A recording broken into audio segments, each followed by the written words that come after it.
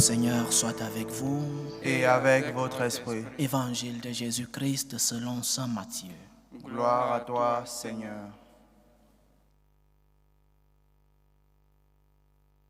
En ce temps-là, les pharisiens, apprenant que Jésus avait fermé la bouche aux Sadducéens, se réunirent et l'un d'entre eux, un docteur de la loi, posa une question à Jésus pour le mettre à l'épreuve.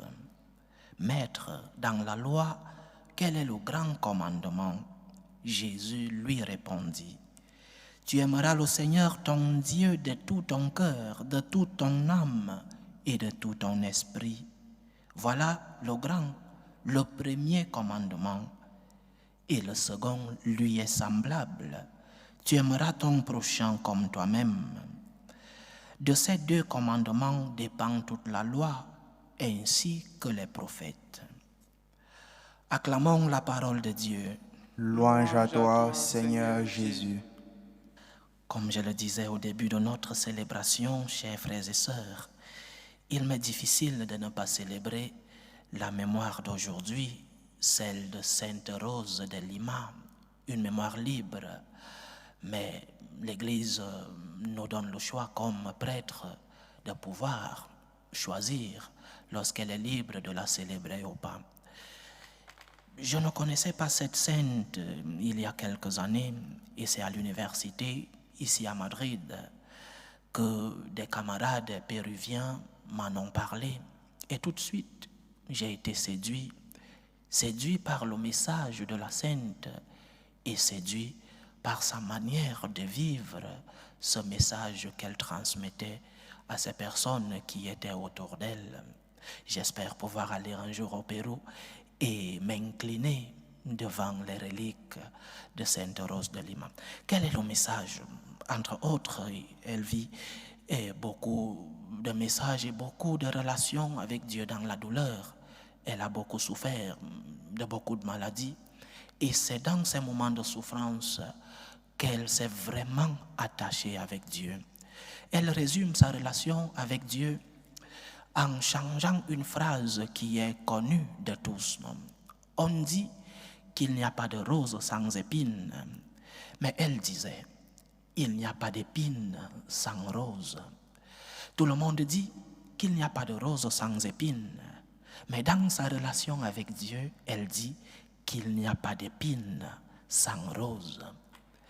Elle parlait tant de la valeur rédemptrice de la souffrance, la valeur rédemptrice de la douleur, la valeur rédemptrice de la croix. Elle parlait tant de la collaboration avec le Christ crucifié dans la souffrance, parce que la souffrance a un sens pour nous les chrétiens. La souffrance de l'homme n'est pas une punition de Dieu, comme dans l'Ancien Testament où celui qui souffrait, c'était à cause soit de ses péchés, soit des péchés de ses parents ou de ses grands-parents, de sa lignée. Mais la souffrance pour nous chrétiens, Jésus-Christ par sa croix vient donner un sens à nos souffrances. Les épines de la croix viennent donner un sens aux roses de la gloire. C'est le grand message de Sainte Rose de Lima. Il n'y a pas d'épines sans rose. Parfois nous disons, eh bien, nous le disons avec un sens, il n'y a pas de rose sans épines. Mais il n'y a pas d'épines sans rose dans notre relation avec Dieu. Je crois que c'est ce qu'il faut rappeler à chacun d'entre nous, surtout dans nos moments de douleur, dans nos moments de souffrance, dans nos moments d'angoisse, dans nos moments où nous ne comprenons pas pourquoi le Seigneur permet certaines situations dans notre vie. Toute souffrance peut être utile. Toute souffrance peut donner lieu à un résultat. Toute souffrance peut acquérir une valeur, la valeur de la croix de notre Seigneur, une valeur rédemptrice. Mais pas une valeur rédemptrice parce que nous souffrons. Le Seigneur ne veut pas la souffrance de l'homme, mais le Seigneur, lorsque la souffrance arrive, Le Seigneur veut que nous nous unissions au Christ, que nous unissions nos souffrances à la croix de notre Seigneur, que nous associons nos souffrances aux souffrances de notre Seigneur Jésus-Christ à la croix. Dans tes moments de douleur, dans tes moments de souffrance, lève les yeux et regarde le Christ crucifié. Dans tes moments d'angoisse, dans tes moments où tu ne comprends pas pourquoi la douleur, pourquoi la maladie, lève les yeux et contemple le Christ crucifié. Unis tes douleurs à celles du Christ. Unis tes souffrances aux souffrances du Christ.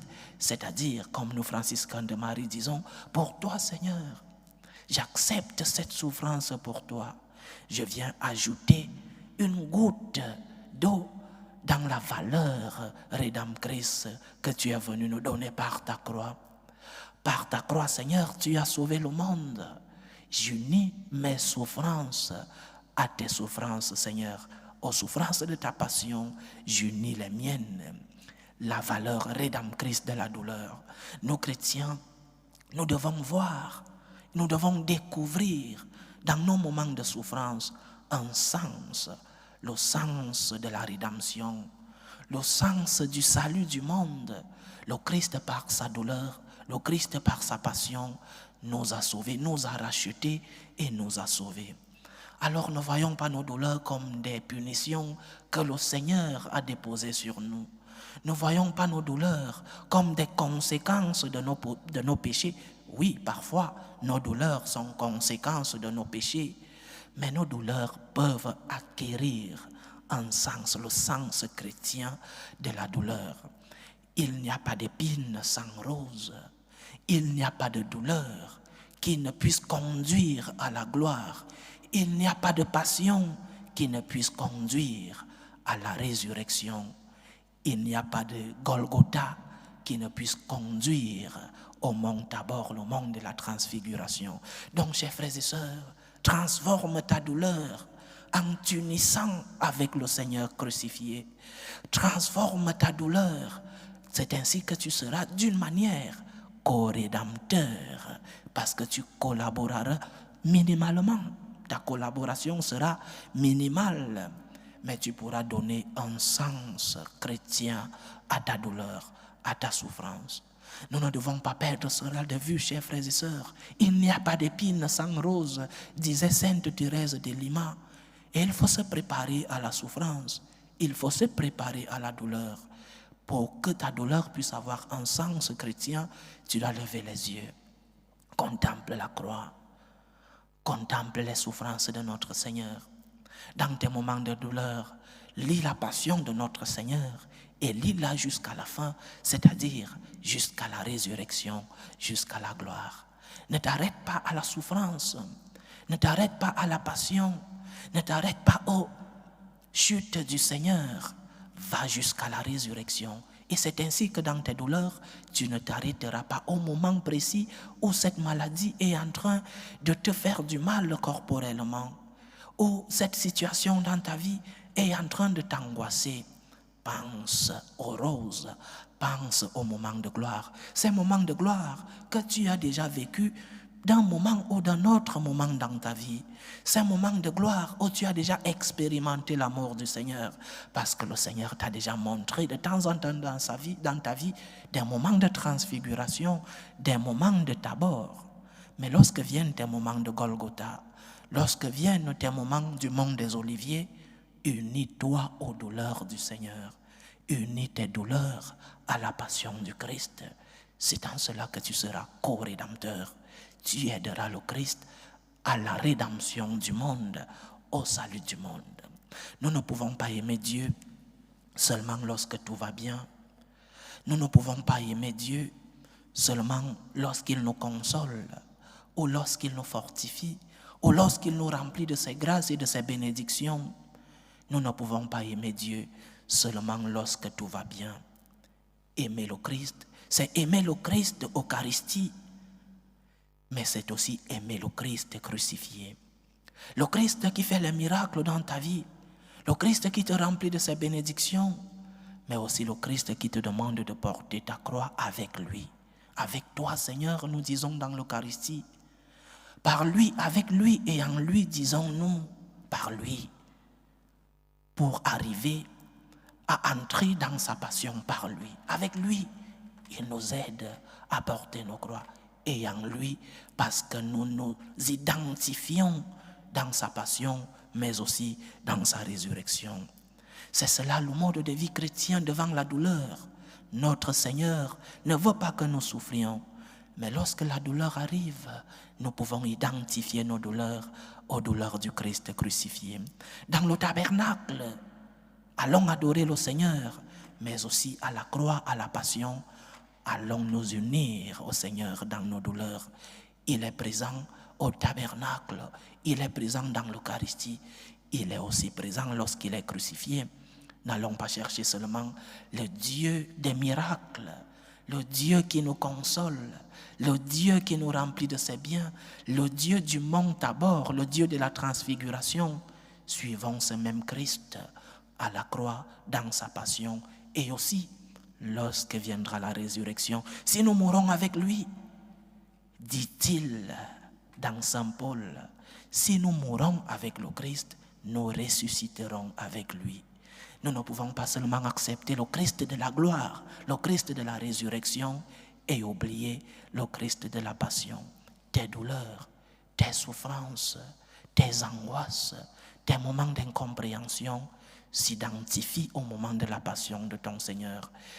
Si tu es chrétien, si tu veux t'unir aux douleurs du Christ, alors avec le Christ, tu pourras porter tes croix. Il n'y a pas d'épine sans rose. Il n'y a pas de croix sans gloire.